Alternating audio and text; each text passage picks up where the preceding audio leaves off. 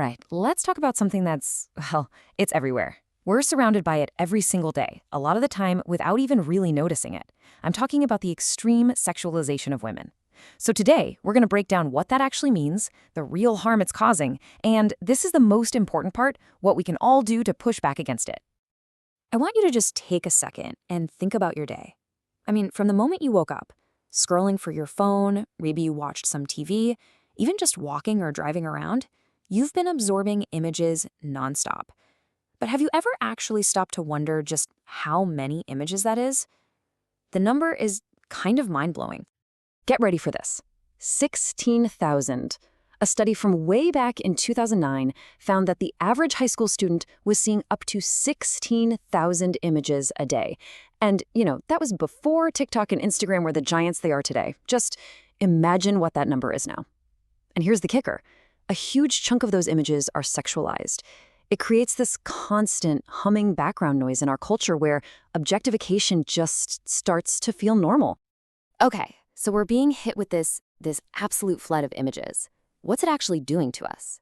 To really get a handle on the impact, we have to start with the basics. We need to be super clear on what we mean when we use the word sexualization. The American Psychological Association has a really clear definition for this.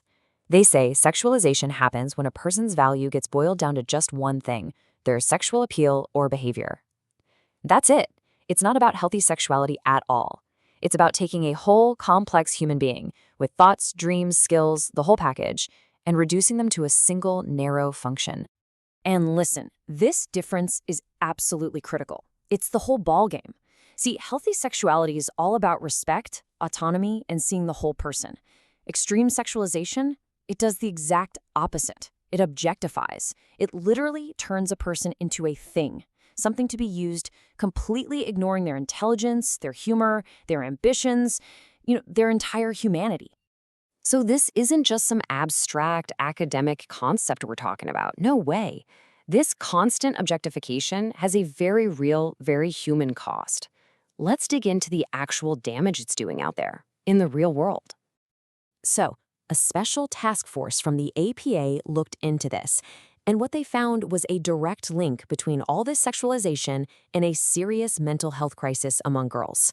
We're talking about really tangible harm here, things like damaged self-esteem, poor mental health in general, and even unhealthy sexual development. And it makes sense, right? It creates this toxic environment where a girl learns from a very young age that her worth is constantly being judged by how she looks. And it gets even more serious. This isn't just about feeling bad about yourself. We have clinical research, actual studies that directly connect this constant barrage of sexualization to higher rates of anxiety, depression, and eating disorders. And these aren't small things. These are life-altering conditions that affect millions and millions of girls and women. Okay, so that leads to a pretty obvious question, right? If this is so clearly harmful, why is it everywhere? To answer that, we have to zoom out and look at the systems, the big picture stuff, that not only let this happen, but actually profit from it.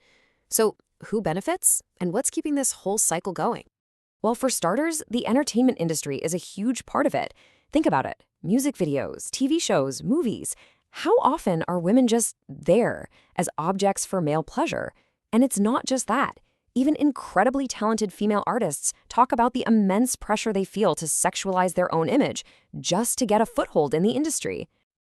And then there's social media, which basically takes this problem and puts it on steroids. It's a massive amplifier. The algorithms are literally designed to reward more provocative content. That's what gets pushed to the top of your feed. And at the same time, you've got filters and editing tools creating these totally impossible standards of beauty, which then get reinforced by this endless cycle of likes and comments.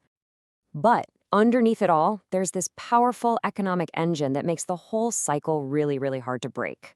For one, you've got the old, simple, and very profitable logic of sex sells, which just treats women's bodies like any other product.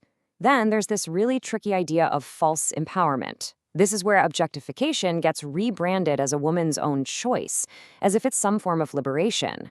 And finally, you have these massive double standards, where women's appearances are scrutinized to a degree that most men just never have to deal with. I mean, this quote just nails it. It really sums up the impossible tightrope women and girls are forced to walk every single day. We tell them, be sexy, but not too sexual. Be visible, but don't take up too much space. Have confidence, but not, too much confidence. It's this completely confusing and deeply damaging mess of cultural messages. All right, so we've laid out the problem, we've looked at the systems that keep it running, but just knowing about it isn't enough, right?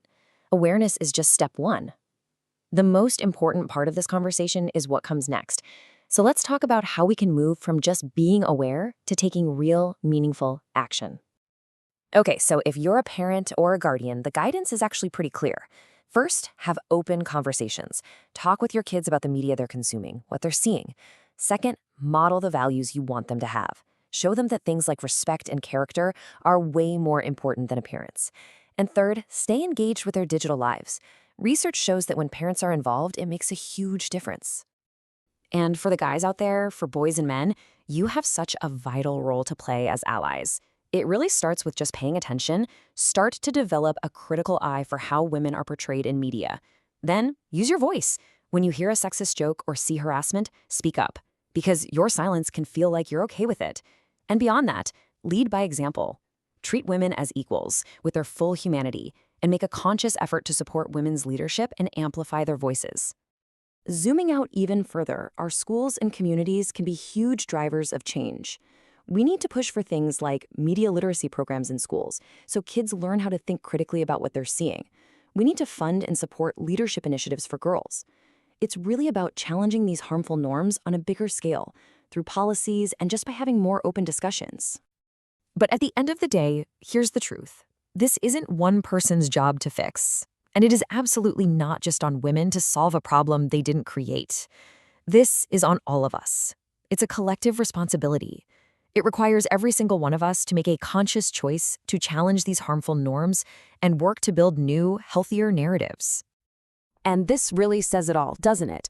Change begins with awareness. That's what we're doing right here, right now. Grows through action and succeeds through persistence. It's not a one-time thing.